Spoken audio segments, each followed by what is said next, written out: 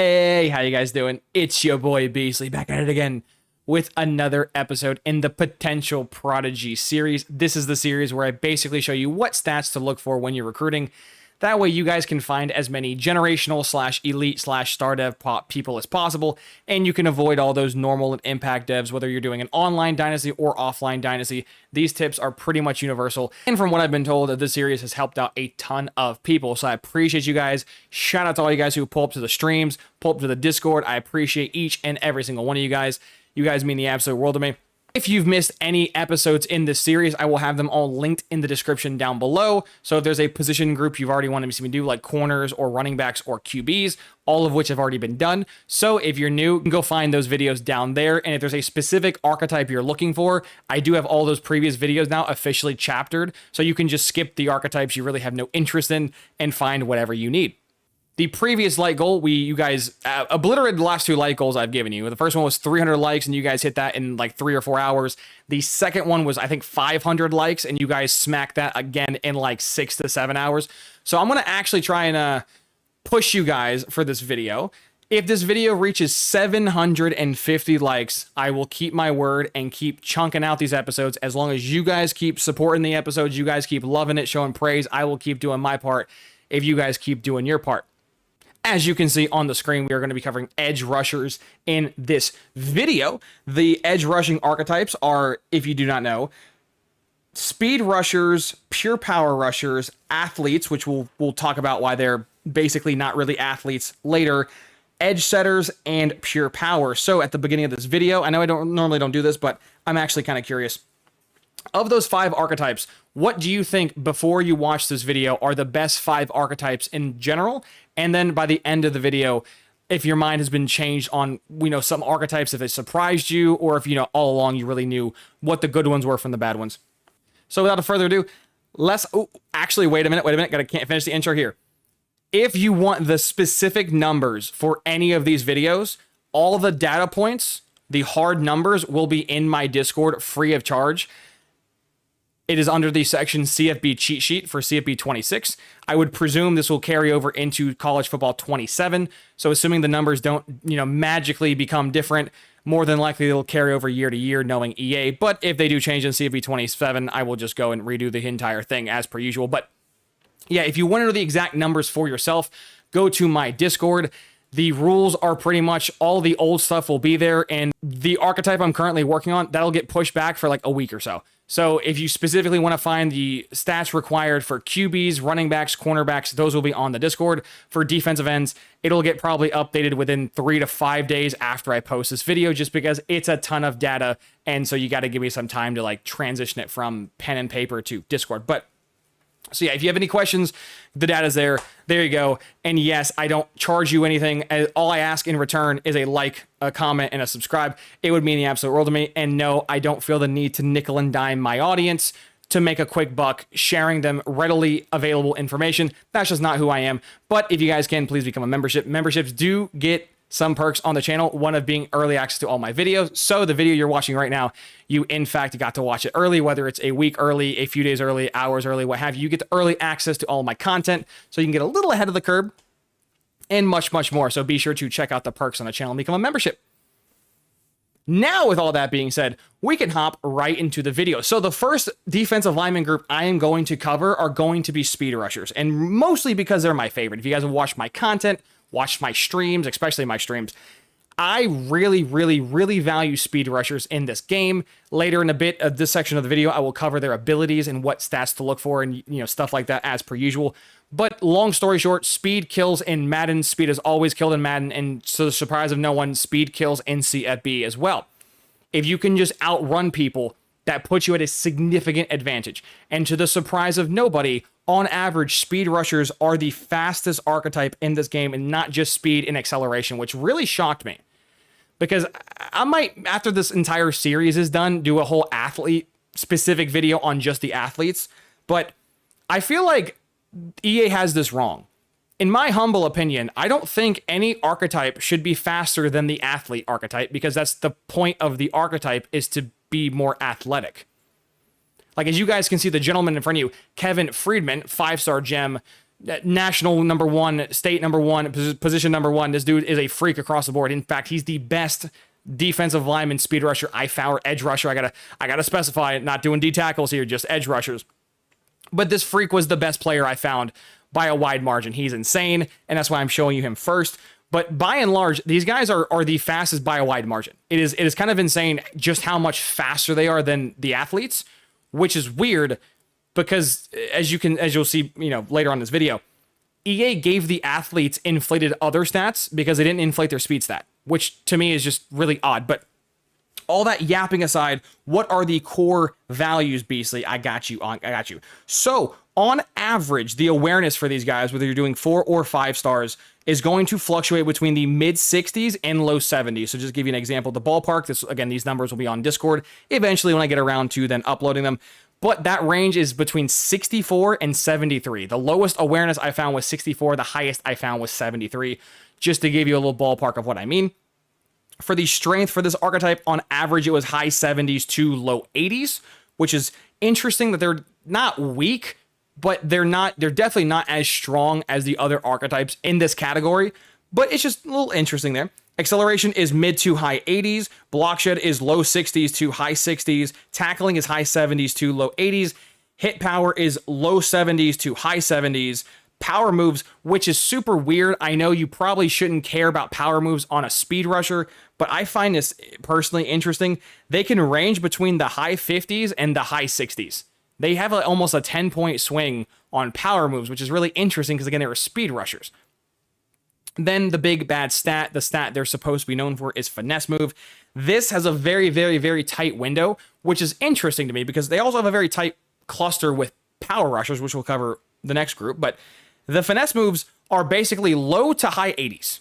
And that is a very important thing to keep track of because by far the two stats I would say that gives away if a speed rusher is generational or elite dev or star dev is their finesse move, right? The higher their finesse move is, the more likely they are to have a dev trait. I have found so many prospects who had 86, 87, and 88 finesse move, and they all had dead traits. Now, is that the only stat you should look for? Hell no. I know there's a content creator who made a very similar video to mine, and he kind of in the beginning of the video said that you can't look at one stat, which is correct, you can't. But then he proceeds to just list off singular stats, which is an oxymoron. But either way, I don't always recommend or ever recommend someone exclusively recruiting someone just off of one singular stat.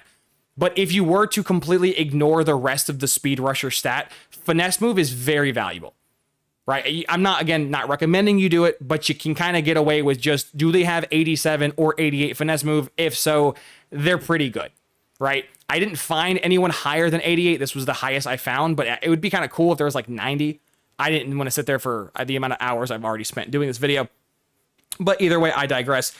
The low they'll have is 84. I could not find a single speed rusher who's a 4 or 5 star, even busts. I looked through so many busts, I could not find one with lower than 84 finesse move, which is weird that the tippity top is 88 and the low is 84, right? That I kind of wish they would have stretched that out a little bit, maybe make the tippity top 88 like it currently is, but the low of an 80.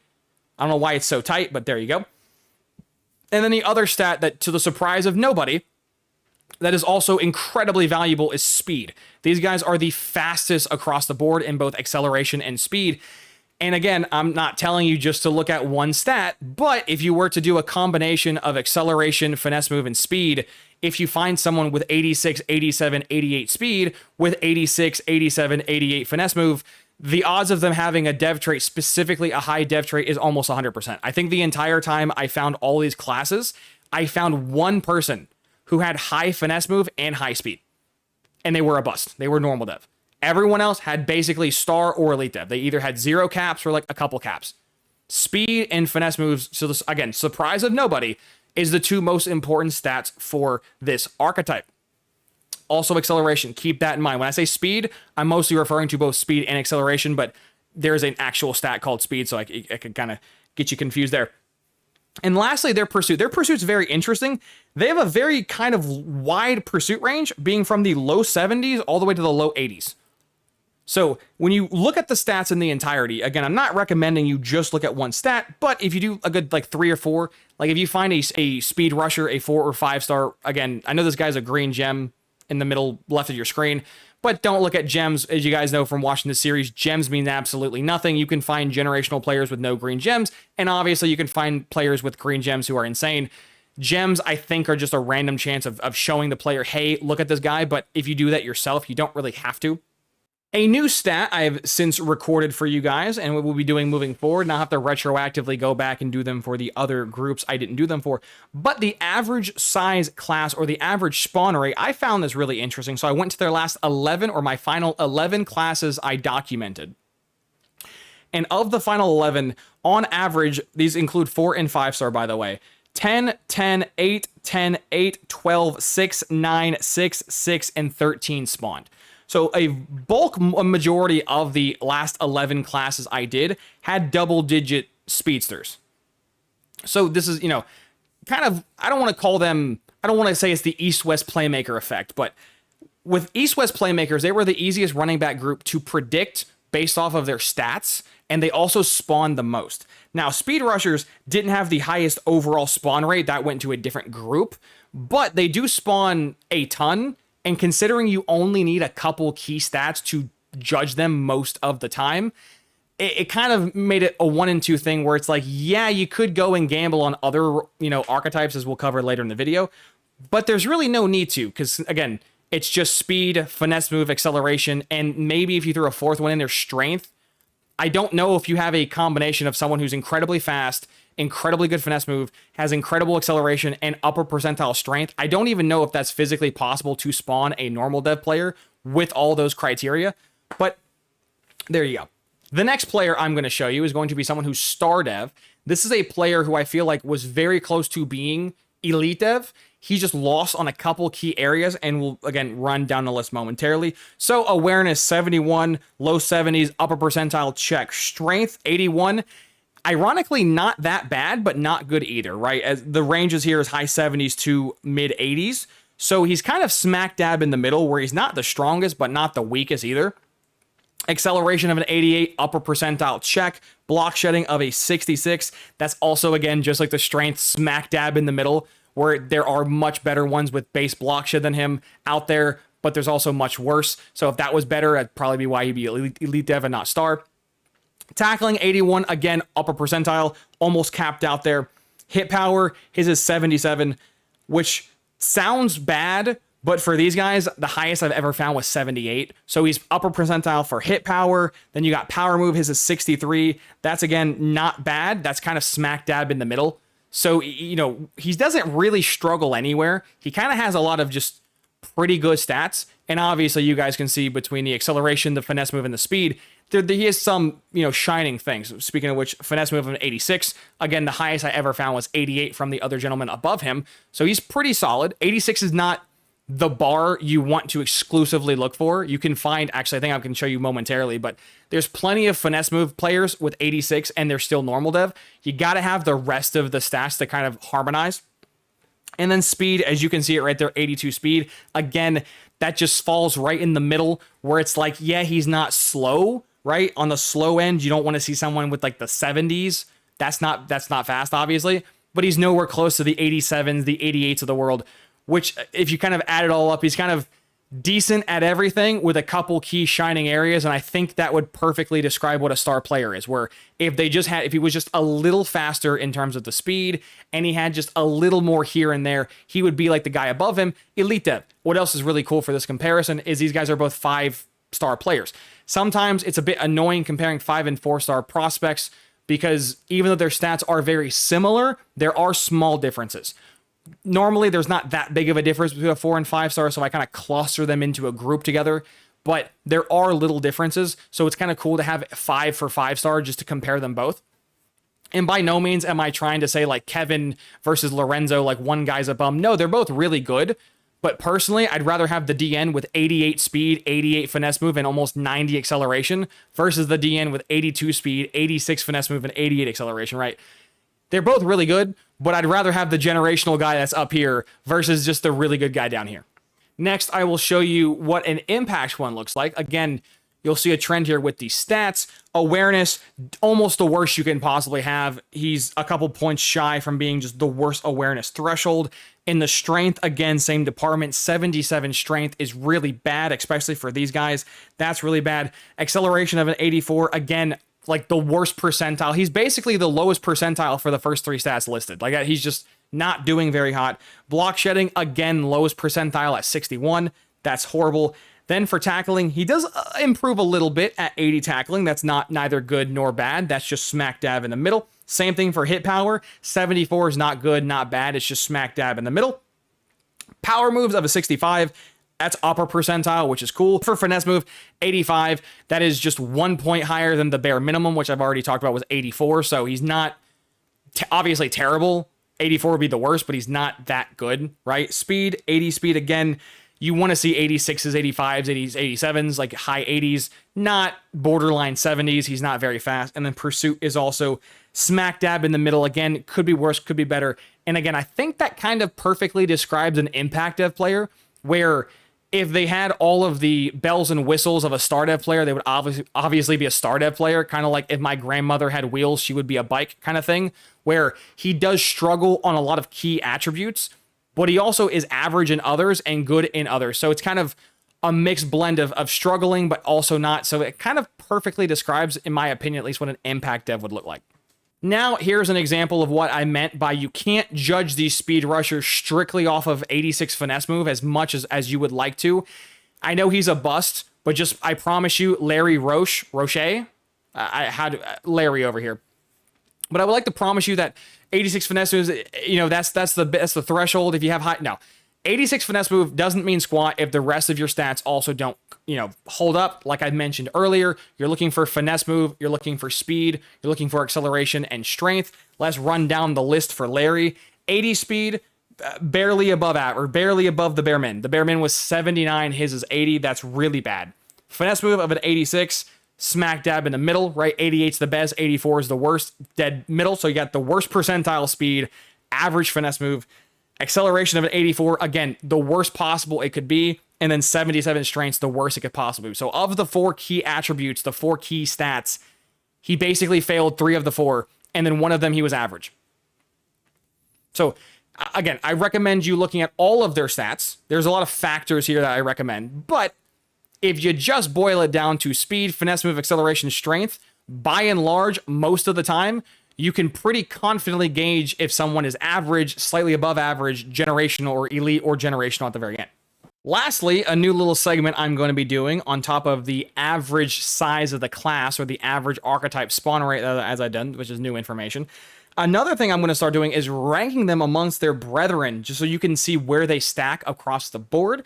And I'm going to not judge the awareness stat, just because the awareness stat was so close for all 5 archetypes. I really didn't feel a need to like micromanage the decimal points of which one was slightly better. So I kind of ignored the awareness.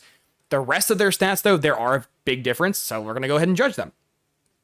So across the board on strength, they were the weakest group across the board, which again is not surprising considering that half of their range is in the 70s, which is just not going to help when you have guys who are in the 90s, you know, spoiler for future archetypes. But yeah, they came in last in terms of the strength department. However, they came in, to the surprise of no one, first for acceleration, which is interesting. They also came in last for the average block shed rating, which kind of fits that they're supposed to be a pass rush specialist, not really a run supporter. So them being low in strength and low in block shed just makes sense. Tackling, they ended up finishing smack dab in the middle at 3rd, which is weird, because I really didn't think they would struggle to tackle, but also tackling's again kind of a run support stat, which is weird, but they got 3rd on that. For hit power, again, they got last just because they're not as physically dominant as their brethren. For the power moves, to the surprise of no one, they finished last again in 5th place because they just don't have the average high enough power move. But this is where their bread and butter kicks in. On average, to the surprise of no one, 88 finesse move easily took 1st place. Obviously not the average, but in terms of the peak, the average was also much higher. That was 1st place. Also with speed also on average took 1st place. So they are the fastest of the bunch, to the surprise of no one.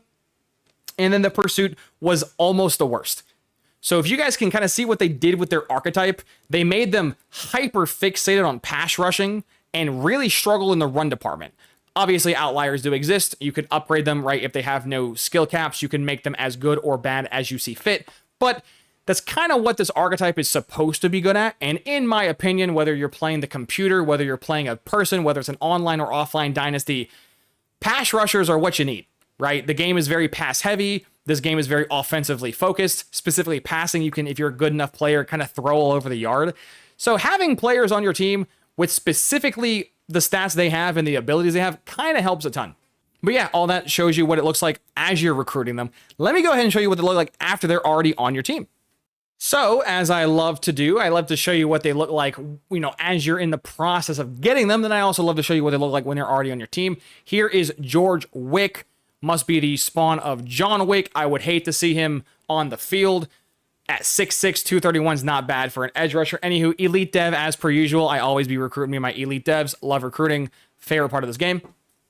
Let's go run through his stats real quick, shall we? As you can see, he's 65 power moves, which would place him in the upper percentile for that, because the best I found was 67. He has 65 stock, which is crazy. Finesse move, 88. The best I found was 88. That fits. Also, the gentleman I found who was also 88, 5-star generational player.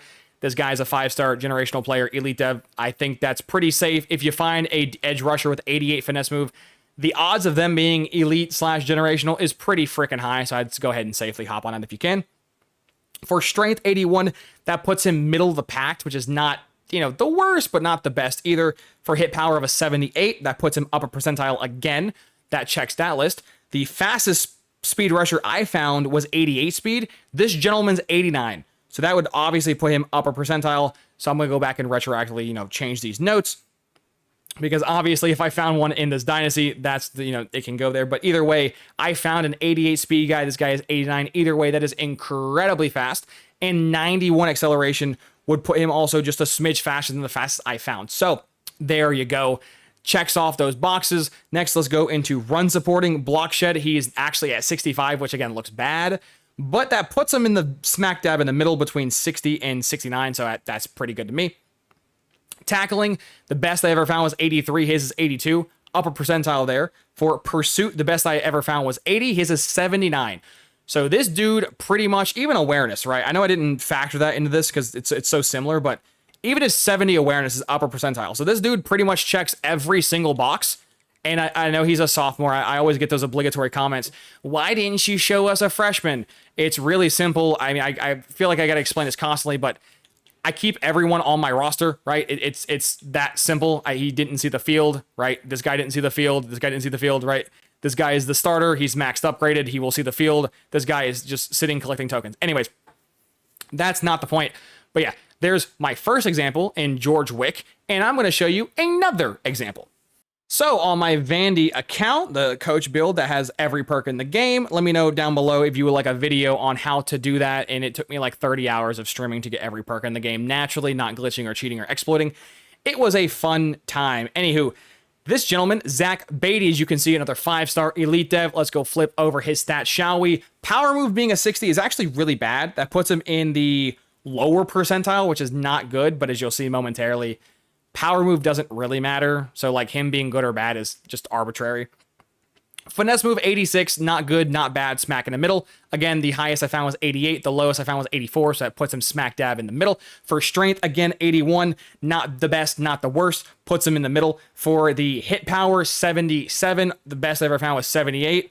Upper percentile right there. For quickness, again, bread and butter. They got to be fast. Got to go zoom. There they are. 87 speed would put him at nearly the highest I've ever found, along with 89 acceleration would put him at the highest I've ever found. Upper percentile there. For block shedding of a 68, that puts him in the upper percentile. That's almost the highest that I've ever found was a 69, so he's one off there. Tackling of an 82, again, upper percentile. I found the best I've ever found was 83, so he's one away from being perfect. For the pursuit, also upper percentile, he's almost maxed out there. And then for IQ, again, I don't really, do much because there's a range, but even that, he's upper percentile. So aside from being low in power move, which doesn't really matter, and finesse move not being 1 or 2 points higher, he just slaughters everything else. And to the surprise of no one, he is another example of elite / generational prospects. And I always get asked questions, whether it's my stream or whatnot. I guess I can clarify for this portion of the video. But even though there is no generational, development trait, there is levels in different tiers, right? Not all elites are the same. Not all star dev prospects are the same, right? Not all impact dev players. You kind of get the point. There's different levels. If I had to put it, it's more like a spectrum. It's not like a one size fits all. As you can compare him to the previous gentleman I just showed you, that guy, even though he didn't have very many skill caps, he still had skill caps. This dude has none. He literally doesn't have any. He's skill capless. This would be on top of his high base stats and his dev trait being elite. This would be an example of what a generational player would look like. Another example of a generational player, what they would look like, ironically enough, also being in the Vanderbilt rebuild. And I do apologize because I'm kind of reusing the same gentleman here. But there was a corner I found named Isaac Roja, whatever. He has 99 speed elite dev, right? This would be another example of just generational prospects where he's not technically on my team yet, but if I were to get him on my team, I would be generally shocked if he doesn't have no or like at most one skill cap, right? He is insane and he's probably going to be insane. So I get questions every now and then on like, what is generational prospects? How do they differ from elite devs? And if you would like a more in-depth video, let me know in the comments down below. A little secret comment question of the day for the people who actually stuck around to watch this full video. So we have covered how to recruit them, what stats to look for, what stats weigh heavier towards their overall, and what stats you should look for compared to others. I showed you examples of what they look like after they're already on your team. Now let's get to the point where I talk about their abilities. The other reason why I think just simply they're the best defensive lineman archetype, aside from all the things I've listed off earlier, is I think they have the best in general abilities. Again, this is a pass-heavy game. You will win and lose by your pass defense, whether it's an offline dynasty or an online dynasty. If you can't disrupt the other player or the computer throwing the ball, you will lose almost every single game, right? It's just one of those things. And I know quick jump got nerfed from CFB 25 to 26. I'm well aware, but even after its nerf, platinum quick jump is disgusting, especially if you pair platinum quick jump with other abilities and or pass committing. You can basically instantly throw the other player's offensive lineman out the way like they're a rag doll. It's kind of funny, but quick jump is a disgusting ability, especially considering the fact that it's tied to speed, and you should be maxing out their speed anyways, right? Assuming you're following all my tips and tricks, you should be getting players with great dev traits, and assuming you have a half-decent coach build, you should be getting hundreds and hundreds of tokens a year, and if you're doing that, upgrade to the speed 3 or 4 times, get platinum quick jump, and just destroy people. Next, the other ability that's just insane is Pocket Disruptor, because as you can read, boost against pass blocks on 3rd and 4th and long. Basically, if you get them behind the sticks, you can just, again, like quick jump, just destroy their offensive linemen. But this platinum is even more, in my opinion, deadlier than quick jump, is because this platinumized affects all of them, right? It doesn't have to be within a specific range, like 3rd and 4 or like 3rd and 5. It's just every single 3rd and 4th down, which is insane. That's half the offense for the other team. So if you get platinum, which again, isn't that hard because you're going to upgrade quickness a few times to get platinum quick jump. Their base finesse move is already really high. So if you put a couple of points into finesse move and a couple of points into speed, you can get platinum Pocket Disruptor and platinum quick jump with like 60, 70 tokens, which is not that many tokens. Then they also get access to Recoup, which is better fatigue recovery. Fatigue kills your players and kills this game. Obviously, having an ability to regenerate your stamina, even if you can get it base, right? Like the player I have here, I haven't upgraded him at all. He is just stock. He is standard. He got it for free. And the other guy I was recruiting too also got it for free. So there's a chance you can just hit the lottery and have the best dev trait, the best stats, and oh, by the way, get a disgustingly valuable ability, Platinum, for free. Like, it's just a win-win. Now, the only issue with upgrading that is it requires, getting your stamina and whatnot maxed out, which, depending on how you are, is either a good thing or a bad thing. But, again, it's not that expensive to pursue. And then you have the other two abilities. Now, Takedown is a very situational skill.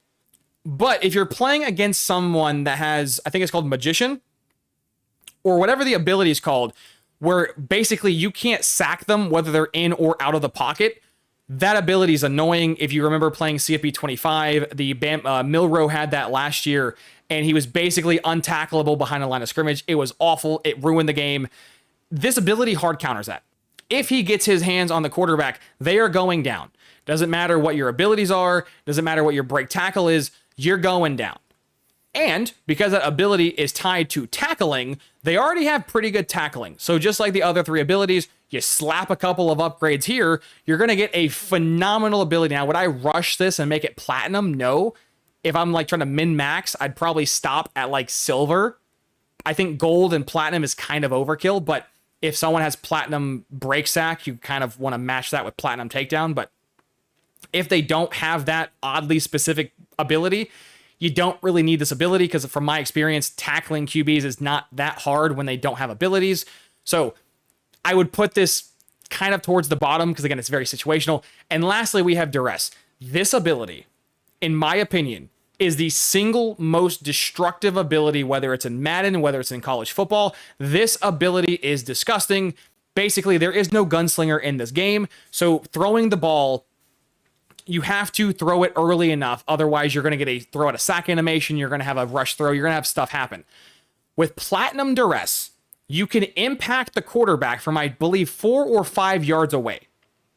Meaning, if your lineman, for some reason, with amazing speed, amazing, finesse move, every, quick jump, and assuming your lineman just gets blocked, which can happen, right? Just because you have all these stats and all these abilities does not mean you're guaranteed to just throw the lineman around every play.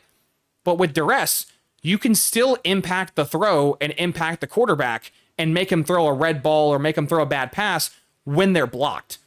So this ability is the hardest to get because it requires both a very high power move and finesse move, which is very stat dependent, right? Just to get your power moves to, I think, 94, 93, or I forget what the exact number is, but to get Plat Disruptor, you got to have your power moves and finesse moves very, very, very high.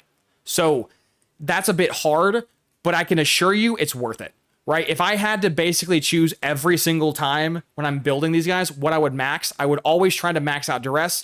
I would always try and max out Pocket Disruptor, and I would always try and max out Quick Jump. Because basically, if you win the rep, they're going to go down. If you lose the rep, you're still going to make them throw an errant pass, get maybe a duck thrown, an overthrow, an underthrow, get a free user pick. You don't know, right? Bad stuff can happen. And that's why, again, my opinion, they're the best archetype because, again, they have the highest base speed. It's a very pass-heavy base game, and their abilities disrupt the pass like no other. So, yeah, I highly recommend getting these guys. And, again, I show up to the stream or pull up to the streams, and you'll see, even though his block shedding is 68, right, his block shedding is really bad. I get it. Because he has no caps in run supporting, I can get that to a 99.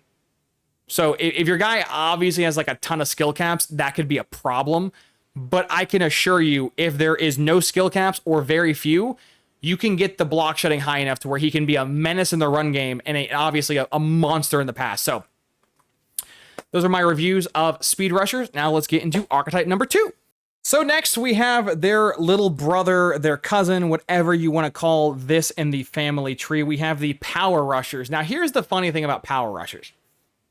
You would assume that basically the Power Rushers are just the exact same archetype as the Speed Rushers, just swap the main stat being finesse move to power moves. That's what you would presume. You would be wrong. I don't understand why EA has the archetypes that they do for the stats they have, because the Speed Rushers aren't really Speed Rushers. They're finesse rushers.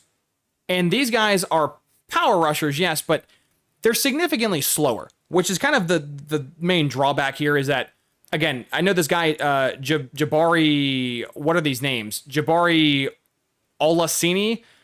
Jabbar over here, shout out Aladdin, all my Disney people. But Jabbar over here has insane speed, right? Don't get me wrong. 86 speed is insane. It's the reason why he's elite dev. But most of the power rushers you're going to find are not going to be 86 speed. Most of them are going to be between 78 and 80 or 81 speed.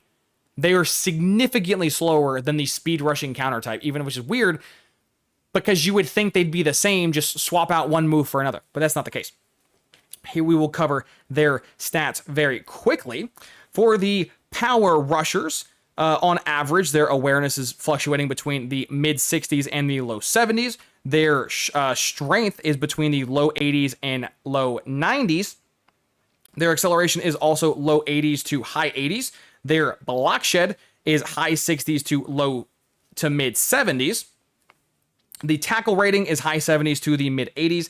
The hit power rating is the mid 70s approximately to the low 80s. The power moves is just like the finesse rushers, where it was basically within a margin of 4 from 84 to 88. Theirs is the exact same, but it's from 80 to 84. Very odd. I don't know why they did that. I, again, feel like it should be a 1-to-1 ratio, right? One uses finesse moves, one uses power moves. But anywho, the finesse move for these guys, this is also a really thing I don't like EA. We'll cover why they have this trait momentarily, but their finesse moves are all, it can be really high. Like this gentleman you see here is 75 finesse move for a power rusher is so high. It's so high. And these range between the low 60s and the high 70s. I am not trolling you. There's almost a 20-point stat differential between finesse moves and power rushers, right? Some people have like 62, 63 finesse moves, which again makes sense. They're a power rusher. They specialize in power rushing. But then some of them have 75, 78, 80 finesse move. And it's like, wow, that is so high. Why? Why is that so high? And you'll see momentarily why it's so high. But again, they're a power rusher who can have very high finesse moves, which kind of makes them, in my opinion, just a notch worse to go after than speed rushers. Because speed rushers, their power moves are always going to be bad. But the problem with power rushers, you could have a generational one spawn and their generational outlier stat could be finesse move, and you'd be like, this guy sucks. Because, you know, you're judging the power rusher off his power moves, but it's the wrong stat. So very weird. I don't like it. I wish there was I wish the power rusher's finesse move sucked. But that's neither here nor there. Their speed is, again, high 70s to low 80s. Fluctuates pretty wide margin there, a swing of 8 to be exact. And then the pursuit is the low 70s to the low 80s. Where do we begin? So this class is very weird to me because, again, we've already mentioned that they have a high finesse move for a power rusher, which is just weird. The other thing that blows my mind with this class is that they're not even the best at power rushing as a power rusher. Like, what are we smoking, EA? Right? The whole point of them is to be good at power rushing, and they're not even the best. They're the second best class. I had to double check my notes. Yeah, they're the second best class at power rushing behind someone else, which is just so odd. Like, but just to show you where they stack up in comparison. Their strength, they are the third strongest archetype, which is interesting to me. Their acceleration was the second fastest behind the speed rushers, as we mentioned earlier. Their block shed is third amongst the group. Not good, not bad, just eh. Their tackle rating was the second highest, which is interesting. Their hit power was the third highest of the group, which again, in my opinion, is interesting. Their power moves, we already mentioned, was number 2. Their finesse moves was the third highest finesse group, which technically should have an asterisk next to it. I'll, again, talk about why later on. There should be a little asterisk next to it, but their finesse move is incredibly high. Their speed was tied for the second, which, again, I got to talk about ties, but they're very fast, or they can be, and also very slow. It's a very weird group. And then lastly, their pursuit was the third best. So these guys don't specialize at anything, but they're not particularly bad at anything, which is just annoying, right? I'm not saying being a well-rounder isn't a bad thing. It's just, again, you would assume the power rushers would be at least good at power rushing. Not in EA Sports' head. In EA Sports, they struggle to do their own job, which is very fitting. The average class size for this group goes as follows: 9, 11, 15, 12, 13, 13, 13, 7, 5, 9, 2. So with this class, or this archetype, excuse me, you're either getting a overabundance in between like 13 to 15, or you're getting hardly any that spawn between like 2 and 5. So either you're feasting or you're having a famine with this archetype. Either you're doing amazing and you're getting a bunch of studs, or you're struggling. A great example of this is in the same class that I found Jabari over here. I also found Taylor Slaughter. Yeah, they're right next to each other. And what's also crazy, they're both gems, and they're both 5 stars, and they're both elite dev. These guys were in the same class next to each other, right? This class had not one, but 2 generational people spawn. which again goes back to my point of like, when you get those 12, 13, 14, 15 man classes, I would go check them. And if you find one good one, I wouldn't stop checking them because the percentage likelihood of you finding a second or a third one is really high. But that's neither here nor there. Let's just run down these two absolute studs and see where they rank and how they got the dev traits they have. So for starters, their strength ranging from low 80s to high 80s. His strength is an 89, which was the exact cap I found, which put him at the, not even upper, the best percentile possible. Again, I didn't find a single player with higher than 89 strength, which is insane that he matched that. Then with acceleration, that also ranges in the exact same range, low 80s to high 80s. This gentleman has 85. The best I ever found was 87, so that puts him pretty much, I would say, I wouldn't put him in the middle, but that's not, I mean, I guess it would be upper. Let me know in the comments what you guys would judge that, but it's slightly above, I would say like 60%, right? Where it's obviously not average, but not like generational either. It's still pretty good. For the block shed, ranging from the low or mid 60s to the mid 70s, his kind of sucks at a 69. You would like to see that be a little bit better, but that's not the end of the world. That's the first wishy-washy stat he's had. For tackling, it's high 70s to the mid 80s. His was 84. The best I ever found was 84. That puts him in the upper percentile. That's a second one where he's like the best stat matching pound for pound, which is nutty. Then for hit power, his is 82. 82 was also the highest I've ever found. So this guy is 3 of the stats I've mentioned, the highest I've ever found, right? Not specifically on him, just like in general from all the players I was scouting. So this dude is just insane for 3 categories. Then we get the power moves. Again, it ranges from 80 to 84. His is 83, so that's upper percentile right there. Then we have finesse moves. This is kind of all over the place, but like I've mentioned, these can spawn between the low 60s and the high 70s / low 80s, and his is almost 78. Which is just nutty that you could put 2 or 3 upgrades into him and he has the same finesse move as a finesse rusher. It's so weird, but he's upper percentile there. 85 speed almost made him the fastest I've ever found at 86, but that's still incredibly fast when, again, a bulk of these guys are going to be like 77, 78, 80, 81, stuff like that. So an 85 speed is nuts. And then lastly, you have pursuit of a 79. The best I ever found was 81. So he's pretty much top tier there. So this dude slaughters every single metric you can physically measure. And to the surprise of not a single human being who is watching this video, he's a stud. Let's do his running mate, Jabari, that we spoke about earlier on in the video. Very quickly, strength 87, upper percentile check. Acceleration 84, dead center, not good, not bad, just average. Block shed of a 75, upper percentile. Actually, the highest block shed I found was 75, so that puts him at the tippy top right there. Tackling of an 82, that puts him at nearly the top, so that puts him at upper percentile there.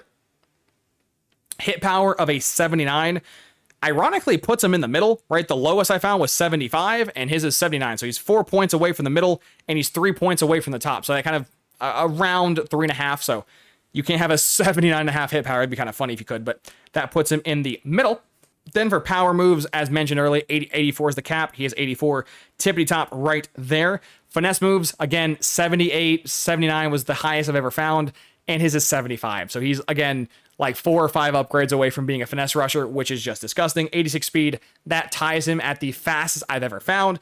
And then lastly, 79%, like the guy before him, puts him upper percentile. So by pretty much every metric, these dudes just slaughtered their archetype, which again fits.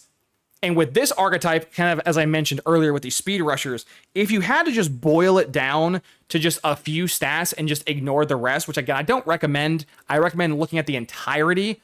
But if you were to just boil it down, if you just looked at speed, power moves, strength, and acceleration, you can kind of just ignore the rest. I don't recommend it, but you kind of can. I could not find a single power rusher with very good power moves, very good speed, very high strength, and very fast acceleration, and also who sucked.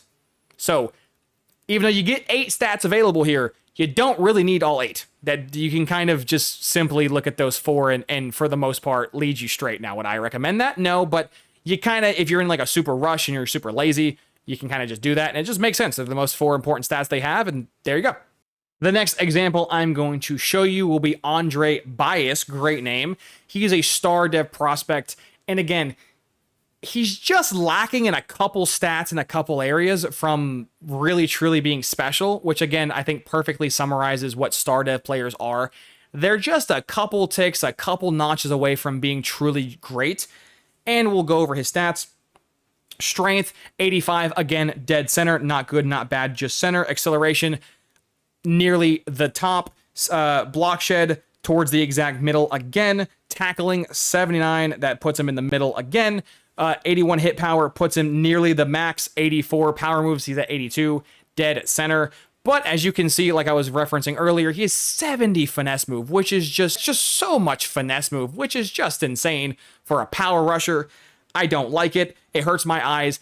82 speed, again, kind of just in the middle. He could have been much slower at like 77 or 78 speed, but he also could have been a lot faster like those other guys, 85, 86. So he's not slow, he's not fast, he's just pretty good. And then pursuit is also pretty good. So if he was just a little faster, a little stronger, you know, just a little changes here and there, he would be obviously an elite dev, but he's not, hence why he's star dev.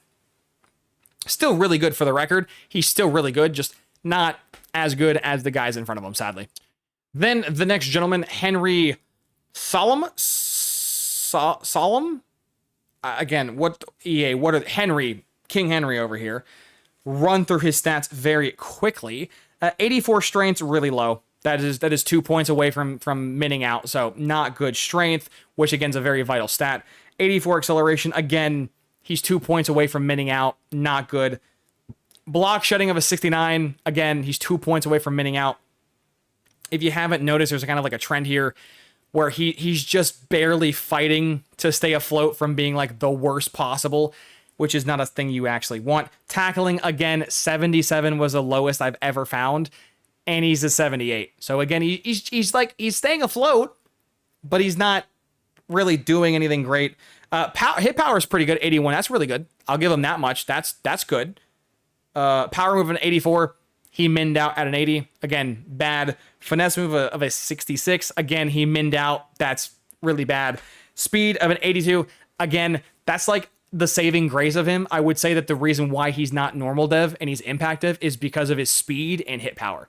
I think if his speed was just a few ticks lower and his hit power was just a few ticks lower, I think he would have been a 4-star bust gem normal dev bum.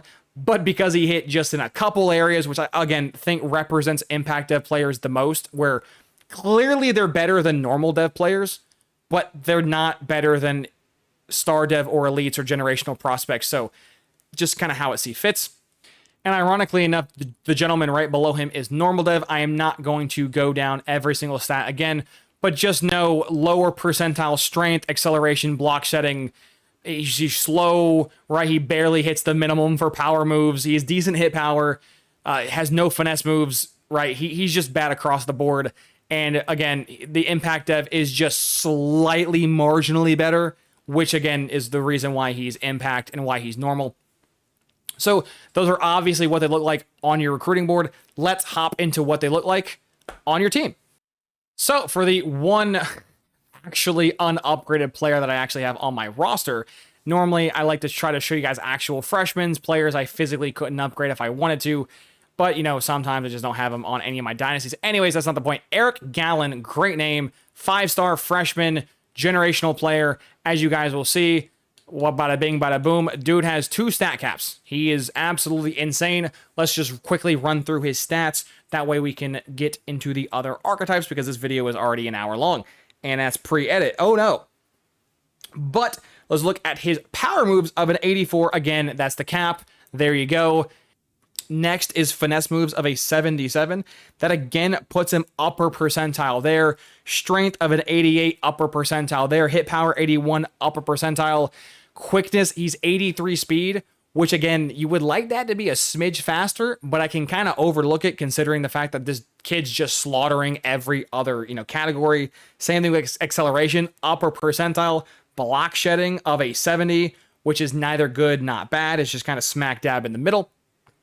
Tackle of an 82, upper percentile again. Pursuit, almost the highest I've ever found, an 80. The highest I've ever found was an 81, so upper percentile there, top 1%. And then lastly, you have his hit power, which is of also an 81. So Yeah, every metric, pretty much, he slaughtered everything, which is not surprising. Even the awareness, right? The highest awareness I ever found for straight power rushers was 72. This guy is 72. So he is just a third example of just, if you follow that general, what you're looking for, the general key stats, you can find these guys. And their spawn rates, again, are pretty high or pretty low. So assuming if you have a good spawn rate, you can easily find 2 or 3 generational guys in one class, which is just insane. Now, I would show you more of them, but unfortunately, Eric Gallen's the only pure power rusher I have on my team. Again, I primarily favor 2 other archetypes. If you guys watch my streams, that being speed rushers and edge setters. I don't have very many pure power rushers on my roster, so I would like to show you more, but let's get into their abilities. Pocket Disruptor, again, this ability is God tier on speed rushers. It's going to be God tier on him. Duress, again, God tier ability when it's fully upgraded. When fully upgraded, you can interfere with the QB while you're getting blocked. Absolute amazing. Takedown, again, if you notice, they have the 3 same abilities because they're basically supposed to be the inverse pass rushers of each other, which is interesting. But the main difference is they have Workhorse, which is protection from wear and tear. The other one has Recovery. So one is good for the long-term career, right? Workhorse is good for your long-term career, whereas Recovery is more useful for like your quarter-to-quarter, your game-to-game recovery. So one's better for in-game stuff, one better for your overall career. Both are fantastic, right? I'm not saying one's better than the other. It's just if you're using a prospect for like 1 year, Recovery is better. If you're using a prospect over 3 or 4 years, Workhorse is better, right? Different niches for different things. The main difference, though, is Grit Breaker. And Grit Breaker is basically the Pocket Disruptor version with block shedding. So on specifically run plays, any given moment, if he's engaged with a block, he could just throw the guy. Which is funny, because they don't really suck at power or at block shedding either. So it's one of those things where you can just naturally, organically get a shed if you have high enough block shedding. But if you also have this ability, you can pretty much do it every single snap. So it's ultimately up to you what abilities you do and don't prefer. I would say probably, if you considering that they have the same basically 4 abilities, right? Grit Breaker is really good specifically to not get ran on. So I would probably give, in terms of the abilities, a small edge to the power rushers. But considering again, they share the same 3 core abilities, and he gets a run support ability and the other ones don't. But in terms of the base stats, the other one has better base stats. So pick your poison. If you specifically want an all-rounder, go with a power rusher. If you want specifically a pass specialist, go with a speed rusher. If you don't care, then just get whoever you want who's good like I do. But yeah, they have 3 of the same 4 abilities, basically 4 if you count Workhorse and Recovery. It's kind of the same thing. It's the same, counter wear and tear and fatigue. So tomato. But Grit Breaker is really not that bad. And especially Grit Breaker is really good if you know someone likes to spam like tosses and stuff like that, because it can get scary in this game, especially when you have someone who's like really fast and can just do everything. But that is the Power Rusher archetype. So next we have the third archetype, which is basically the Athlete Power Rushers, aka just the all-rounders. So I don't like how EA did this. I don't think the archetypes in general are ever worth going after. Just for the record, there was a gentleman, shout out to you, you're getting your own special little segment in this video, where a guy left a comment in my previous video where like, hey, I found this absolute god quarterback, 80 plus throw medium, 98 throw power, 94 or 95 speed, just this crazy QB, and he was normal dev. And I told him, I do apologize, that just sucks. That's how the game works, right? You can play the odds as much as you can in your favor. You're not guaranteed squat in this game. Luck is luck. Now, obviously, I can't verify if he was spreading misinformation on the internet. I know. But that's just kind of the downside with athletes. And it's the same thing I'm going to tell you for these guys. In my opinion, athletes are never worth going after unless their stats are just so insane that you have to take the chance, right? Because even though for these 2 gentlemen, as you guys can see, I have 2 4-star athlete studs in this class, which sounds amazing, right? You have 4, or you have 2 studs, basically. You have 2 elite absolute gods. There were only 4 of them that spawned in the entire class. So half of the class was absolute studs. The other half, as you guys can see, were normal dev and impact dev bumps. So I don't recommend it, right? If you want again, a power rusher or a speed rusher for the pass, you can. If you want to do something to like impact the run, go down the pure power or go down the edge setter route. These guys are kind of the hybridization role, where even though it does specifically say power rushers, they kind of do everything. And that's the other reason why the regular power rushers have high finesse move, is because these guys also have high finesse move, which is really funny that the power rusher is like this archetype is just the hybrid, the off spawn of everything. And yet it also kind of interferes with other archetypes. It's very weird. But yeah, these guys have as much speed as a speed rusher. They have as much power moves as a power rusher. They have the physical assets, or they can anyways, of a pure power. They kind of are just this amalgamation. And the other thing too is this is the only archetype that is like specifically designed to play basically nose tackle / D tackle or edge or left or right defensive end. This archetype can go anywhere on your D line. So if you're missing a ton of edge and you're missing a ton of interior and exterior, these athletes aren't bad because you can move them around. Because most of them, as you guys can see, I haven't really covered height and weight too much in this very long video, but most of the edge rushers, the actual edge rushers, are going to be less chunky than the tackles, right? Interior linemen are ballparking it supposed to be around 300 pounds, and then the edge linemen are supposed to be around basically 240 to 250, right? About a 50-pound swing. This guy is 6'3", 295, puts him closer to a D tackle than an edge. This guy is 6'5", 280, which again puts him at more towards a a D tackle than an edge. This guy is again 280, and this guy is 250. He is actually meant to go play defensive end, but their stats and whatnot do kind of fit the mold. And with that being said, let's go into their stats, the all-rounders, if you will. Their awareness was actually really interesting. They had the smallest awareness cluster of all of them. The lowest I found was 67, and the highest I found was a 70, which is just weird. That, again, it could be sample size because we're going to get into the average spawn rate momentarily, but getting these guys to spawn was difficult.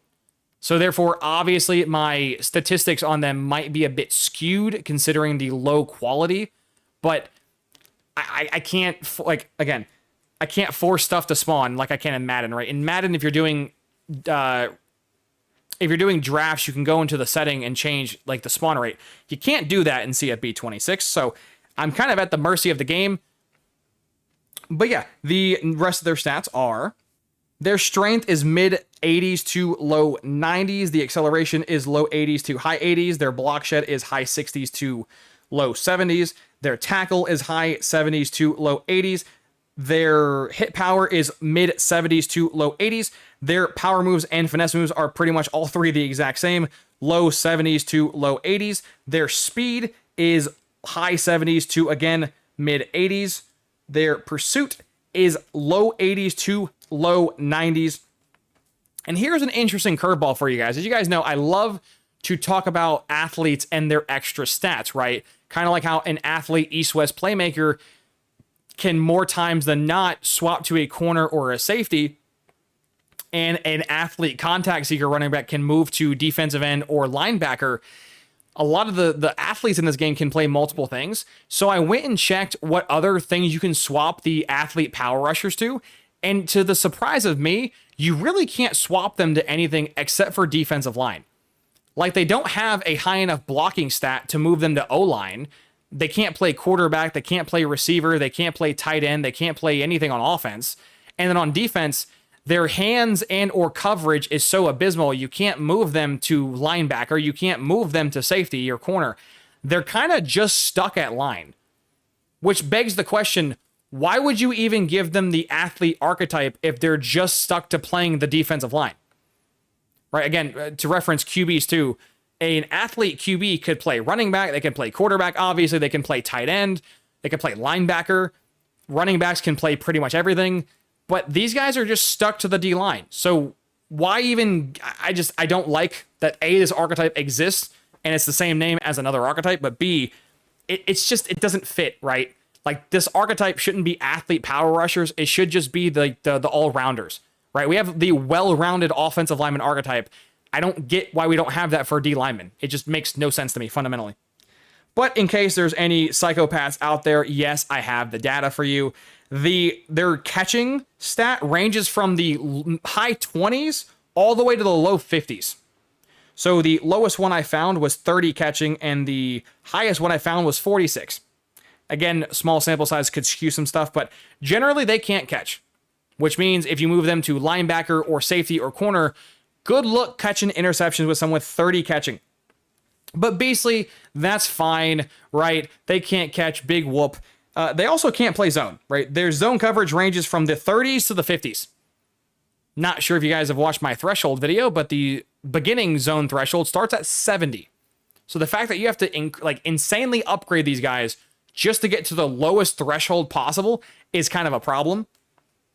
And yes, if you could probably guess, the man coverage is between the low 20s and the low 40s. So just across the board, don't move them anywhere but the defensive line. I promise you, it's not worth it.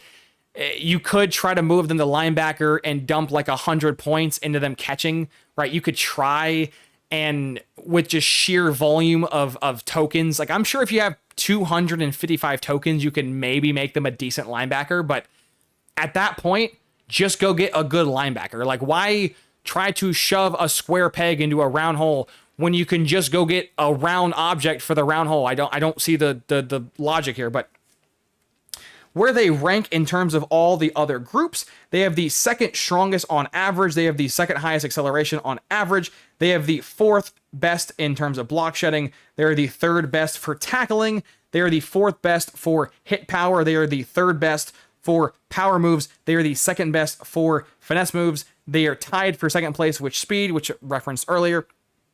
And then they are number one in pursuit. I think it's also very weird that their specialty is pursuit. Just a very odd, just why EA, like you couldn't have given them like hit power, right? Like why pursuit? I'm not saying pursuit's a meaningless stat, but it's like, dude, why give them speed? Like this dude should be 90 speed. Like I think we all can agree that athlete pass rushers should be faster than the speed rushers. I get it, the speed rushers are supposed to be fast, but like he's an athlete. Like he shouldn't be mid at everything besides strength and pursuit, but that's where he ranks of the group. And as you guys could probably guess, the three stats which you can pretty much judge these guys to a very, very, very high clip is speed, pursuit, and strength. I don't think I found a single athlete, which again, kind of skewed, very small sample size, but I don't think I found a single one that had incredibly high strength, incredibly fast, and very good at pursuit, and didn't have a great dev trait.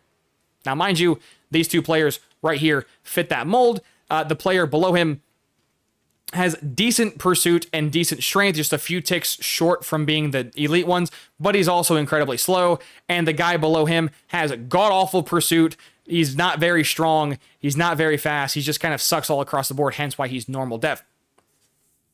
Now, basically, you keep referencing their spawn rate. Yeah, out of the last 11 classes I have found, the average spawn rate was 41331460146. So by and large, a vast majority of the spawn rates you guys are going to find is going to be low single digits. So yeah, I probably in totality probably surveyed maybe 50 of them total, maybe 75 if we're being generous. Like it was just not, they just don't spawn, right? I try what I can, but if the game don't give me nothing to work with, like I can't make a unicorn spawn here. But to go down piece by piece while we are here with Moses Moses over here. 69 awareness, upper percentile, there you go. Strength of a 90, literally tied for the highest I've ever found at 90. Acceleration of an 84, that's not very good, but it's also not very bad, right? 82 was the lowest, 87 was the highest. So that puts him smack dab in the middle. For the block shedding, he has 70 block shedding, which puts him at nearly the cap at 71, or at least the highest I found was 71. So upper percentile there. For tackling, his was 79, which is pretty bad because the lowest I found was 78, so he's just a smidge better than the worst. His hit power is 74, which the best I found was 81. The lowest I found was 74, so he actually has really bad hit power, considering the averages. For the power moves and finesse moves, Ironically, they both have the same average, the same range, being 73 on the low end and 80 on the high end, and he has 76 and 75, so he is just smack dab in the middle of both of those as well.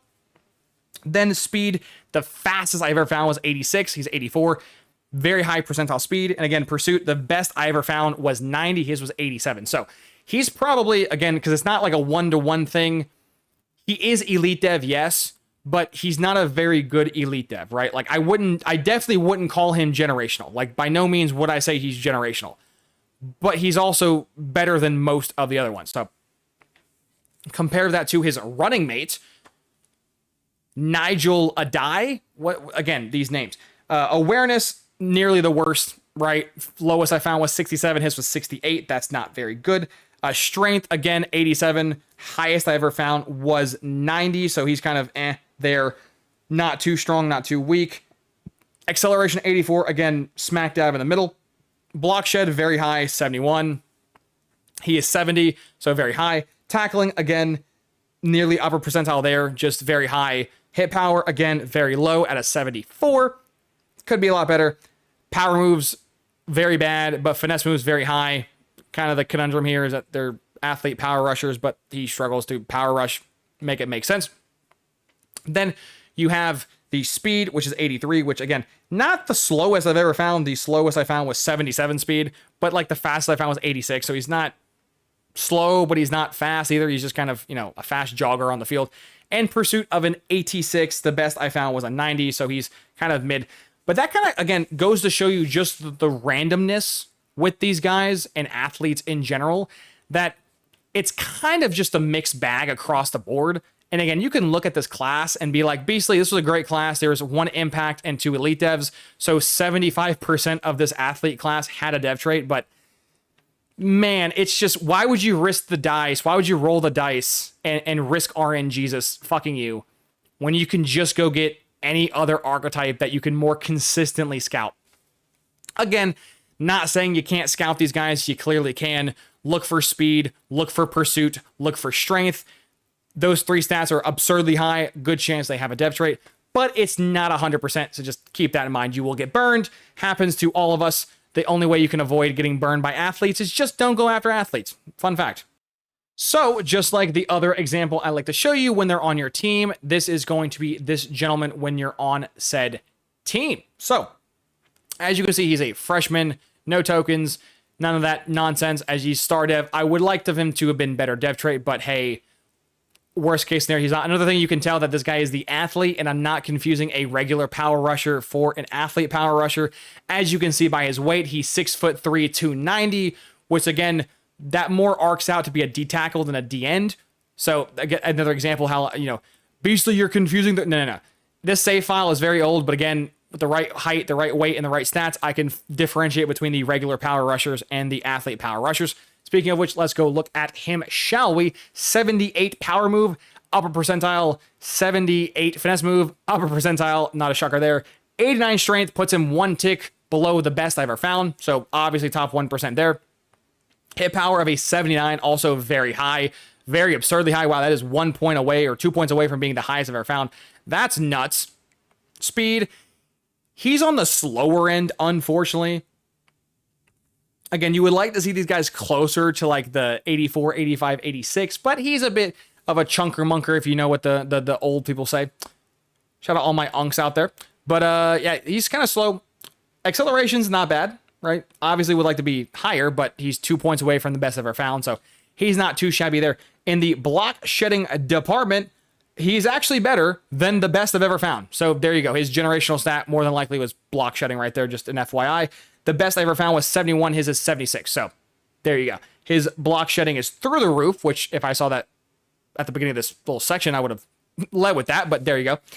Tackling, his is 80. The best I ever found was, check notes, 83. So very high tackling as well. Pursuit, the best I found was 90. His is almost 90. There you go. And then IQ, he's pretty dumb. But hey, I can ignore the fact that he's not that fast and that he's pretty dumb, considering he is generational block shedding and he's pretty all around really good. No, I just kind of like the other power rushers. I kind of prefer edge setters and prefer speed rushers, so I don't have too many of them to show you. This is kind of the one only example I have. I know, I apologize, but that's just how it works. And the other part too, we can kind of speed run this too. They have the exact same abilities as regular power rushers, so everything I just said for the power rusher segment applies to them. So there you go. We can speed run this segment of the video. That is the athletes. Only go after them if you are either willing to get burned and have them suck, or if they're just so off the charts that you just can't resist. Otherwise, just skip them, go after someone else. Rounding the fourth archetype we are going to be covering in this very long video. I do apologize, but you know, a lot of data, a lot of stuff to cover. We have the edge setters, which are my personal favorite defensive linemen to go after. That's not named speed rushers. And I will cover a bit later on into the video why I do prefer them most of the time, but you got to be a little careful with them. And the reason why I prefer them is just they're cloggers, right? They are very good at doing one and only thing, and that's, you know, even though it says setting the edge, that should more or less be run defender. They are incredibly good. In fact, of all the archetypes, they have the highest base run, you know, defense stats. So if you really are just getting ran on, I highly advise getting an edge setter. And they're a bit flexible, and I'll just keep it there for now, and later on in the video, you guys can see what I mean by that. But the average stats for these guys goes as follows. The strength is low 80s to high 80s, which is nice. The acceleration is high 70s to low 80s. The block shedding is low 80s to mid 80s. The tackle is low 80s to mid 80s as well. Hit power is high 70s on average to mid 80s. The power moves are mid 60s to low 70s. The finesse moves are mid 50s to mid 60s. That's a disgusting stat I just read. Their speed is all over the joint, ranging from the low 70s to the mid 80s. So these guys are kind of all over the joint. Sometimes they're fast, sometimes they're slow as molasses. Then you have pursuit being high 70s to low 80s, again, on averages. Where that stacks up compared to their brethren is in terms of the strength. Even though their ranges is really high, they're only the fourth strongest class, which was weird when I first read that. But considering that power rushers, athlete power rushers, and as you'll see momentarily, pure powers, their entire gimmick is power, it does kind of make sense why they're all stronger on average. But these guys at 88, it's not like it's some like tragic step down, right? Like they're just significantly weaker.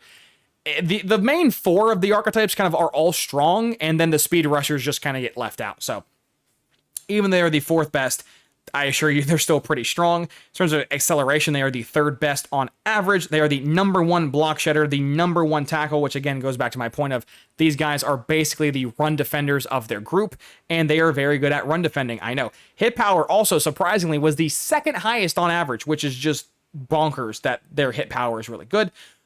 See again momentarily why. Their power moves and finesse moves were both tied for fourth. They're not good at getting to the passer, right? That's not their shtick, so don't expect them to. Just FYI. Their speed was third best, which I thought was weird, but then I went back and looked at the numbers, and because these guys have such a range of being either incredibly slow or incredibly fast, it puts them in this like hybrid bubble where they're obviously much faster than the pure powers, but they're also much slower than the speed rushers. So the middle would be 3. That's what they got was 3. So it kind of fits, but these guys can be all over said place. And then lastly, you have pursuit. They had the second best pursuit on average, which again makes sense because they're supposed to be run defenders, and you need pursuit to go chase after the ball carrier. So there you go.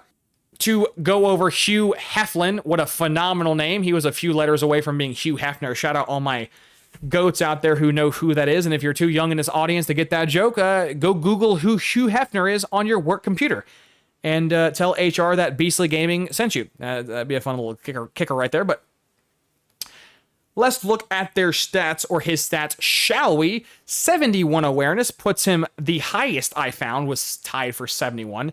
Strength was 88. He's pretty weak at 84, but also not really because the lowest was 80. So he's smack dab in the middle between 80 and 88 being 84, so that's not too shabby. 81 acceleration. Sounds bad, but compared to these guys can be in the mid 70s, 81's actually pretty flippin' fast for these guys. Block should have an 86. He got an 86. Highest I found was 86. That's probably why he's elite dev. Bada bing, bada boom. There you go. Then you have tackling of an 86, also the cap, and he's 84, almost maxed out. Shocker, I know. Hit power, his is 85. The best I found was 85. Those three stats are kind of really important stats, and he just kind of destroys those three stats. For the power moves, the best I found was 70. His was also 70. Upper percentile there. This dude's just slaughtering every single checklist you can physically have. 65 finesse move. Also upper percentile for that too, even though he's not meant to be a good, pass rusher.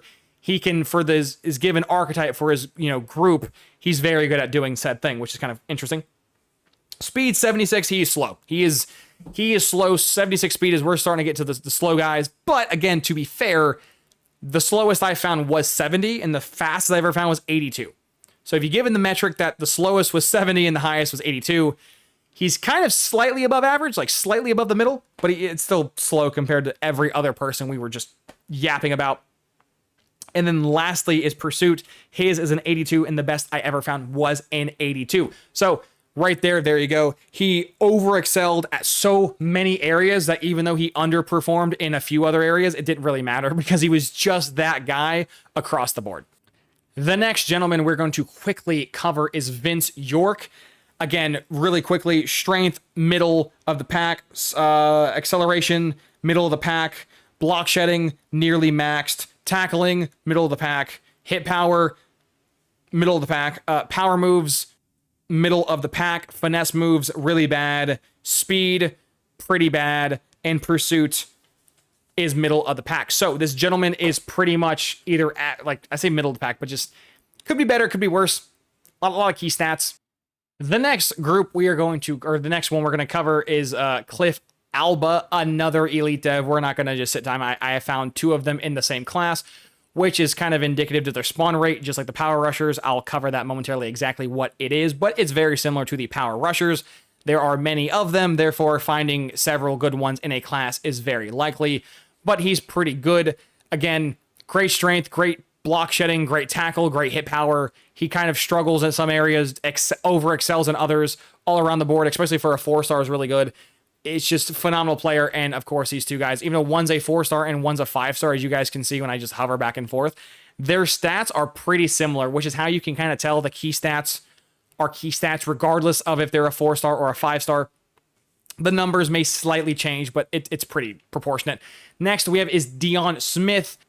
So with Dion Smith, he fits, again, most of the mold. Upper percentile in both block shedding, tackling, and hit power. Really good speed, again, considering they can be really slow at 70 and really fast in the low 80s. So he's kind of slightly above the middle range of like 76. So that's not bad. And just overall pretty good. Again, if he just was a smidge faster or just a smidge stronger, he would be elite dev. But like, that's why he's not elite dev. That's why he's just star dev. Next, we have Jojo Middlebrooks. Absolutely W, first name being Jojo. Shout out to all my weebs out there who watched Jojo or has watched Jojo Bizarre Adventure. Very interesting anime. Anywho, very quickly to start off this impact dev player. He has good block shedding, but as you can see from the previous three guys we've mentioned, his is obviously a step down. He is, again, good tackling, but again, it's a step down. He has really good hit power. I'll give him that. His power moves and finesse moves suck. His speed is a step down, right? Even though 76 is not that fast, this dude's 74, right? Obviously, it got worse. His strength also got worse. Pretty much, he's just worse at everything across the board from the star guy. And he's very far from, the best from the elite guy. So you can still kind of see it in their core stats. And then as an example of just a bust, which again, you don't really need the red gem to tell you he's a bust. His stats do that for you. 71 speed puts him at 1 speed away from the slowest I've ever found. He is incredibly slow. His tackling sucks. His block shedding sucks. His strength sucks. His acceleration. He's pretty much the worst person in every single category you possibly could have. So obviously he would be normal dev. And just to give you another example, then you have his partner over here in Jamerson Chacon, great name, and he just sucks pretty much across the board. He's awful. He is awful, so the surprise of no one, he is normal dev. That's what they look like on your team, or on their way to your team. Now let's go hop into what they look like when they're already on your team. So, as you guys can see, we have a D-tackle here by the name of Kane Eberl, which, as you guys can see, basically, whoa, this is an Edge video. Why are you showing us D-tackle stuff? That's the kicker here. I actually don't recruit edge rushers to ever be an edge. I know it sounds weird, and depending on what scheme you run, that may or may not be counterproductive, but for generally how I play the game and from the playbooks I use, I don't need edge rushers who can't get any pass rush, right? As cool as it is that they can blow up the run game, if you can't pass rush, what's the point, right? Like, you need speed, you need, pressure, you got to have the stuff, and they just don't have it. But, and I will definitely cover this when I get to my D-tackle video, but most of the D-tackles in this game are incredibly slow. Now, I know this guy has maxed out speed. Beastly, I know. He's an 86 overall, not because I have upgraded him. He's an 86 overall because I've capped out his speed, right? He's not going to be normally this fast. But as you guys saw, or at least in the beginning of this video if you've watched that portion, their speed ranges from the low 70s to the low 80s. It's like a 10 to 12 point range, right? Most D tackles in this game, unless you're like a generational speed rusher, most D tackles in this game have between 60 something or 70 something speed. They are incredibly slow. Just incredibly slow. And with edge setters, assuming they fit the height and the weight, you can move them to D tackle and you won't really get punished, right? If you guys don't know how the weight works in this game, as long as you're within 100 pounds of the guy blocking you, you're not going to get punished for it. So most centers and most guards are not going to be 300, in this example, 338 pounds. Can they happen? Oh, definitely. They can spawn. But statistically speaking, are you far more likely to find a guy who's over 100 pounds or under 100 pounds compared to you? And the answer is under. And plus, he's going to gain weight as he stays on this team. So even though he's 238 right now, by the time, if you can make it to his junior or senior, he might be pushing like 250 or 260, which is the size Aaron Donald was. So it's not, again, that big of a deal. But it's a very big but. I would not recommend moving them to D-tackle, though, if they're incredibly small. So back to Hugh Heflin, the knockoff Hugh Hefner. As you can see, he's 6'3", 222. This would be an example of someone I wouldn't move to D-tackle. This would be someone I would keep at defensive end for probably several years. And then once when he got the 230/240s, I would then move him to D-tackle. But you don't want someone at 222 at D-tackle because, again, the odds of you finding an offensive lineman that's 322 pounds or heavier is pretty high. So this would be an example of someone I wouldn't move to D-tackle. Whereas someone like JoJo Middlebrooks over here, he's 253 as a freshman, right? At 253, by the time you reach his junior or senior year, he's going to be pushing 260 or 270 something, which is perfectly fine to play D-tackle.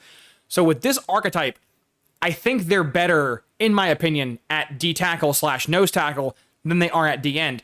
But you gotta pay attention to their height and their weight. If they're incredibly small, don't move them to D-tackle. You don't want to get bullied and thrashed around. But if they have the right height, if they have the right weight, they're actually better at D-tackle because, again, they're significantly faster than the average D-tackle, and they already have incredibly high strength, hit power, tackling, block shed.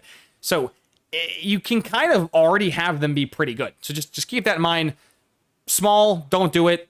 Big, do it. There you go. The general rule of thumb is if there's a offensive lineman who's 100 pounds heavier than them, if he gets his hands on you, they're going to maul you. Just don't do it. But Beastly, aside from the very obvious weight and the height and the fact that I streamed this entire Rice rebuild live, you can go see it yourself.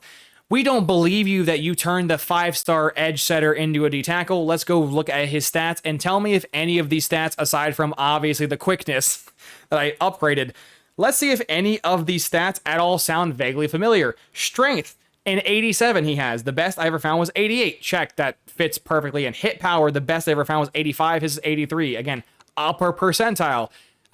Take a shot every single time Beastly says the word upper percentile. You would be blood drunk and dying of alcohol poisoning by the time you got probably 20 minutes in. So don't turn Beastly saying funny phrase into a drinking game, kids.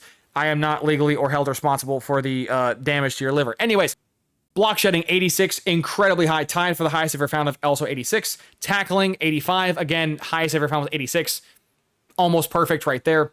Pursuit 82, his is also 82, the best I've ever found. This dude is pretty much just tying all the stats with the best player I've ever found. 71 power move. The best I ever found was also 70, so he's 1 point there. Finesse move of a 61, which puts him actually pretty high, ironically enough, for the finesse move guys, so that's pretty good.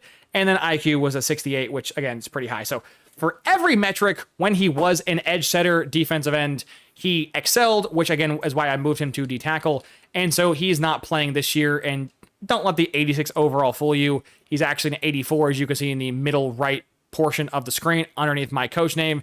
It's just a visual bug because EA Sports is a multi-billion-dollar company that can't patch their game. Anyways, so his stats really good, dev trait really good. I maxed out his quickness. Next year, I'll probably touch his power, get that to the mid-90s, and his junior/senior year, whenever I want him to go pro, just max out power rush and max out run stopping, and he is going to be an animal. But Beastly, what are his abilities? Now, I should probably cover his abilities as an edge.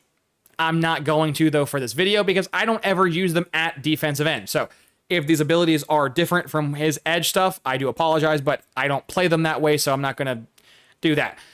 For starters, Grip Breaker, as we've already mentioned, absolutely amazing ability. The fact it triggers on all run plays, this includes RPOs, this includes, the stretches, the draws, the inside zones, the tosses, the counters. Grip Breaker, amazing ability, and the fact it's tied to strength, which you can very easily upgrade on him, assuming you have a good dev trait, not too shabby. Next, the Inside Disruptor. Again, going back to why I like to prefer them at D-tackle, is they're kind of meant to blow up the inside, and he gets an ability at D-tackle that blows up the inside. This ability will basically force him to just manually maul the lineman in front of him if it's an inside zone or a draw or any inside run play. If you're playing a passer, right, depending on if you're doing bunch, if they're doing Y trips, or, there's many meta passing formations in this game, but most meta passing formations have basically two run plays in them. That's an inside zone and an RPO, which is a glorified inside zone with a receiver running a little flat route. So if you're playing a person like that, this dude can single-handedly blow up the run game with one ability. Then you have Outside Disruptor, which again improves shedding on outside run. So when you have him at your D-tackle, regardless if it's an inside run or an outside run, he's going to blow it up. And considering both of these abilities are tied to block shedding, the stat he already has excessively high, it's going to be very cheap to upgrade his abilities. Option Disruptor, I don't recommend ever buying this, right? Even if your opponent likes to spam the option, just don't waste your points. There's a setting you can change in-game on your quick adjustments to fix this, to force it to either go to the running back or the QB all the time. So just don't buy this. It's a waste of tokens. And then he also has Workhorse, which again is a very good ability. If you plan on having him over the course of his career, it prevents long wear and tear over a long time.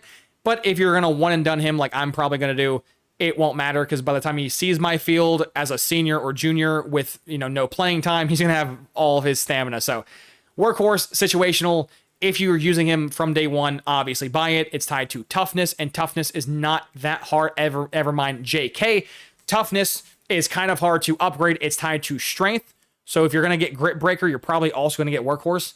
But either way, I can assure you guys, if you guys have never played edge setters, as long as they're the right height, the right weight, and the right stats at D-tackle, go ahead and try it. It'll blow your mind. And now for the final group of the video, we have... just in case, I'm going to include this part in the post or editing phase.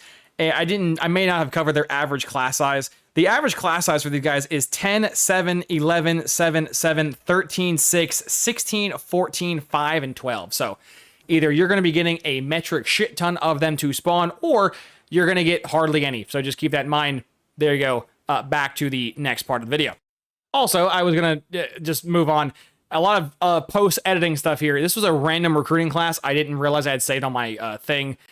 Chad Stokes, I wish I would have included him in the video, but this dude, I don't know why I didn't use him as the go-to example for the best player.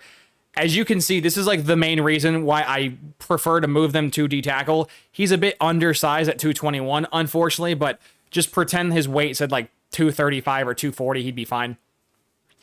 But, crazy hit power, good strength, good acceleration, great block shade, great tackle, and unlike every other person I've mentioned in this section, 80 speed. So, Probably going to include this as a special segment somewhere in the video, but yeah, we're just digging through old files that I saved for edge setters, and I don't know why, but I should have picked this guy. He's probably the best edge setter overall I have recruited, so there you go. This dude's a monster, and that's the reason why I typically move them to D-tackle, is they are just so much faster than the average D-tackle, and they have D-tackle stats already. So this dude's an insane maniac. At this point, this is just becoming a running meme, and I'm going to include this part in the video as well.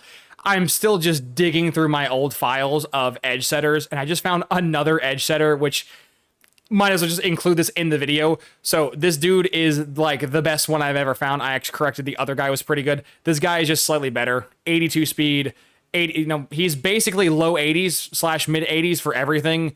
This dude is a fucking animal. And again, I have so many save files of just all the archetypes that sometimes I forget the ones I have for the video. So if you want example number 5 or 6 or I don't know where or even if this will make the video, but there you go. Example, whatever, 25, some dumb arbitrary. Anyways, next section.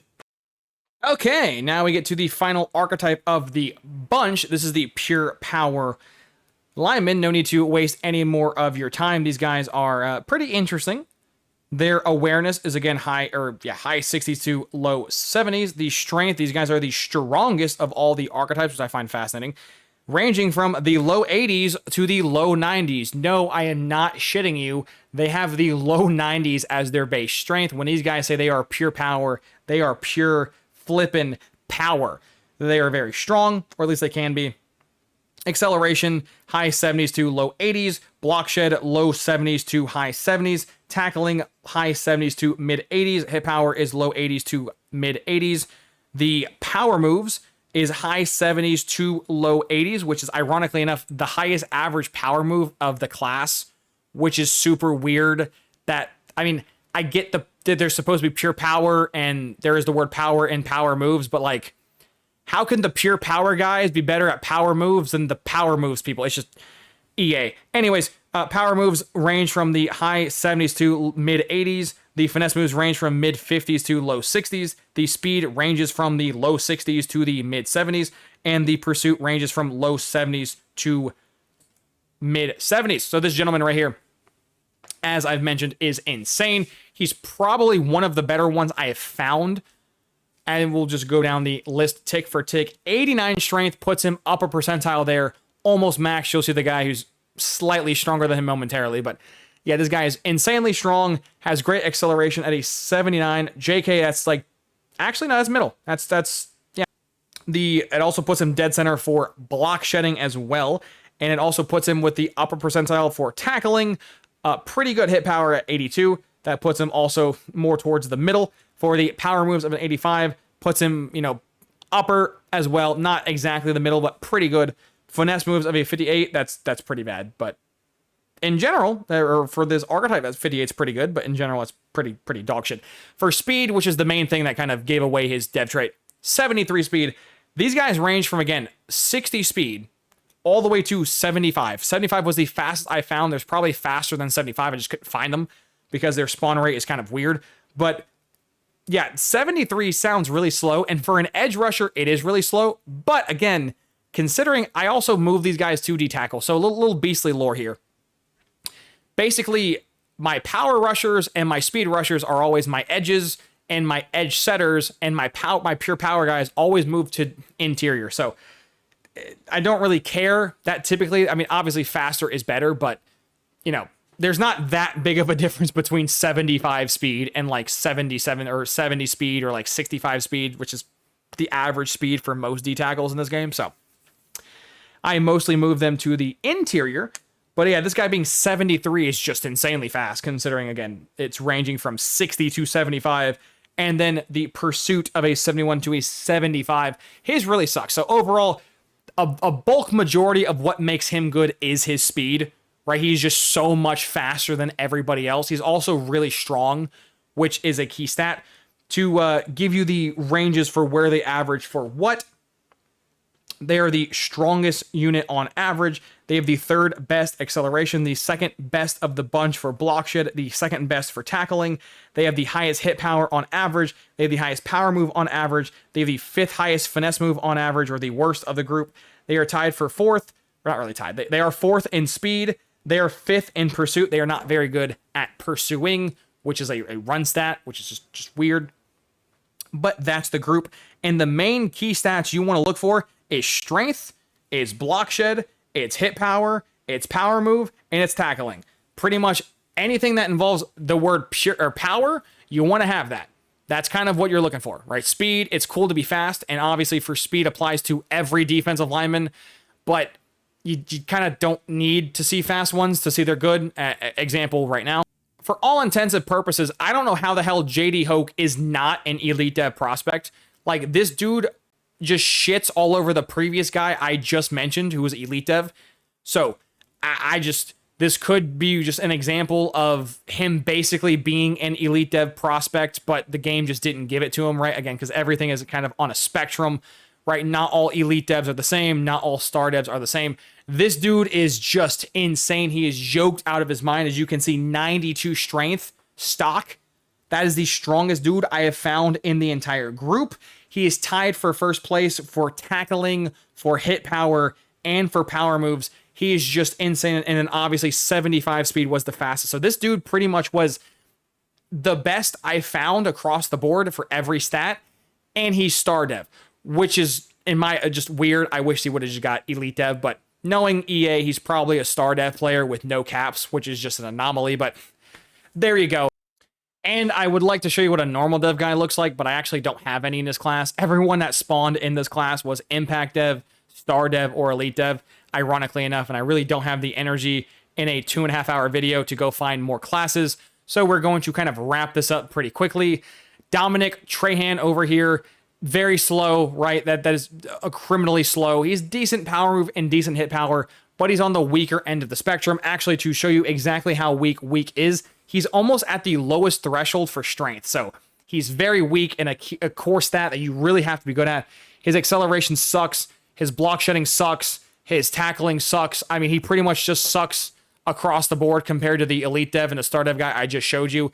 The only thing, if I had to guesstimate on why he's impact dev, is that the only two stats he really doesn't suck at, being power move and hit power, those two stats he's decent at, and the rest of him just kind of sucks. So I would presume if his hit power was just 1 or 2 ticks smaller, or his power moves were 1 or 2 ticks smaller, he'd probably be normal dev, but he's towing that line of just being really bad. I wouldn't go after him. I wouldn't waste my time. So there's just an example. I showed you 2 examples of just crazy prospects. There's an example of just a guy who's kind of bad, but there you go. So as you guys can see, DeAndre Galladay, great name, by the way. One I can actually pronounce, and 2, just a great name in general. As you can see, he's a true freshman, no upgrades, nothing done to him. He just got recruited to my Rice rebuild. He's a 5-star elite dev, like everybody on all my rebuilds, because your boy stays recruiting absolute super studs. Let's go run through his stats, shall we? Now, obviously, he's going to be upper percentile, but just go look at his stats. Why not? For pass rushing, he has 85 power moves, which ties him for the best I've ever found at 85. For his strength, he has 89, which again fits suit with that elite dev guy I showed you earlier. 89 is still really high. The highest I found technically was 92, but that is still, 89 is not too shabby by no means. 84 hit power is just a couple ticks away from being maxed out, which is pretty good. Speed of a 75 matches the fastest I've ever found. There's a 75. The fastest I've ever found was a 75. There you go. 83 acceleration is tied for the highest I've ever found. So another tick for that box right there. For block shedding of a 77, again, tied for the best I've ever found. For pursuit, he's a 76, which is ironically better than the best I've ever found of a 75. So he's actually better than what I found. Extra bonus points. For tackling, he's an 83. He's just one notch away from capping that out. For awareness, he's also upper percentile. This guy pretty much breaks the mold and or shatters the records for everything that you're looking for. And to the surprise of nobody, he's an elite dev prospect. I know. Hold your applause. To round off this video, I didn't really show you what a run stuffer looks like. I would presume these abilities were very similar, so I probably could get away with both. Grip breaker, we've already explained. Pocket disruptor is really cool. Inside disruptor is really cool. Workhorse is really cool. And hammer is kind of, useless. Where this archetype really does get its bread and butter, and you can kind of see this in the the abilities, is that this archetype is kind of a hybrid of both run stuffer and pass rusher, right? It has the pass rushing stats of the pocket disruptor as the speed rushers or power rushers would have, but it also has the inside disruptor and the grip breaker of the run stuffer. So this archetype is kind of really good, especially ability wise, at doing all of them. So if you were building your like perfect scheme, you would slap these guys at nose tackle just because, unlike the edge setters, these guys can actually pass rush. But unlike the pass rushers, these guys can actually blow up the run with inside disruptor. So these guys are really good. Not really at defensive ends, though. I would mostly move them to D-tackle, and I don't really know what the abilities are at D-tackle, if they're different at all. So my brain is mush. I've been at this video for going on 3 hours, and I'm sure the editing for this video was much, much, much long. So if you guys can, please slap a like on this video, and let's get into the shoutouts. As always, I hope you have a wonderful morning, evening, night, afternoon, or day, depending on whatever time you watch my content in the future. Like, comment, subscribe on YouTube, drop me a follow or sub on Twitch. I would greatly appreciate it. And if you can, please become a member. Membership support the channel a ton, and you get early access to all my content, like the video you're watching right now, whether you're watching a few hours early, days early, weeks early, what have you. You get early access to all of my content and many more perks in the Discord and perks on the channel. So if you can, please become a member. And yeah, special shout out to all you guys, as you guys can see on screen. Shout out to these goats. I appreciate you guys. And yeah, I will see you in the next one. Deuces.